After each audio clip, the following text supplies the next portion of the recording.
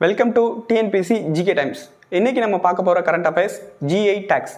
தமிழ்நாட்டோட 8 பொருட்களுக்கு புதிதாக புவிசார் குறியீடு வழங்கப்பட்டுள்ளது. அந்த 8 பொருட்கள் என்னென்ன அப்படிங்கிறத இப்போ பார்க்கலாம். கும்பகோணம் வெற்றிலை, தோவாளை மாணிக்க மாலை, பன்ருட்டி பலாப்பழம், பன்ருட்டி முந்திரி, புளியங்குடி எலுமிச்சை, விருதுநகர் சம்பாவத்தல், ராமநாதபுரம் சித்திரைக்கார் அரிசி, செட்டிக்குளம் சின்ன வெங்காயம்.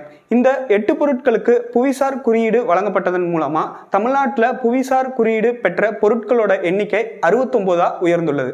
உத்தரப்பிரதேஷ் மாநிலத்தில் இந்தியாவிலேயே அதிகபட்சமாக 79 பொருட்களுக்கு புவிசார் குறியீடு வழங்கப்பட்டுள்ளது. உத்தரப்பிரதேஷ்க்கு அடுத்தபடியாக தமிழ்நாடு தேசிய அளவில் 2வது இடத்துல இருக்கு. Geographical indications of goods act 1999க்கு கீழே ஜிஐ டேக் வழங்கப்படுது. ஜிஐ டேக்கோட வேலிடிட்டி 10 வருஷம். ஜிஐ டேக் 5 வகையின் கீழே வழங்கப்படுது. அது என்னென்ன அப்படின்னு பார்க்கலாம்.